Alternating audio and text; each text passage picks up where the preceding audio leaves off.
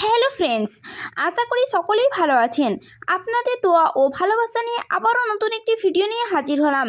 ভিডিওটি স্কিপ না করে ভিডিওটি অবশ্যই শেষ পর্যন্ত দেখবেন। চলুন তাহলে শুরু করা যাক আজকের ভিডিও।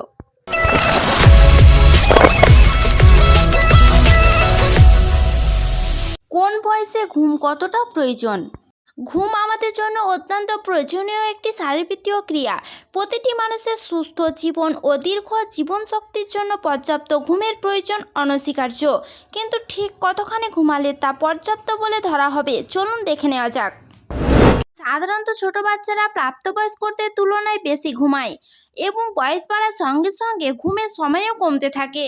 তবে 7 থেকে 8 ঘন্টা স্থায়ী ঘুমের সূত্রটি প্রত্যেক ব্যক্তির জন্য প্রযোজ্য, যাদের বয়স 18 বছরের বেশি।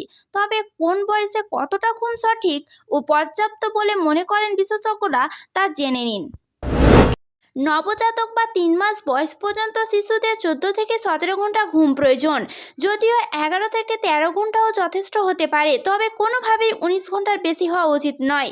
যেসব শিশুদের বয়স 4 থেকে 11 মাস, তাদের কমপক্ষে 10 ঘন্টা আর সর্বোচ্চ 18 ঘন্টা ঘুমানো উচিত। শিশুদের বয়স 1.5 বছর হলে 11 থেকে 14 ঘন্টা ঘুমানোই যথেষ্ট।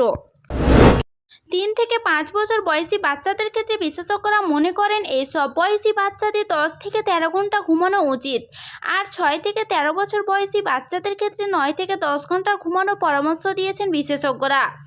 আর 14 থেকে 17 বছর বয়সীদের 8 থেকে 10 ঘন্টা ঘুম প্রয়োজন। প্রাপ্তবয়স্ক তরুণ মানে 18 থেকে 25 বছর বয়সীদের 7 থেকে 9 ঘন্টা ঘুমানো উচিত।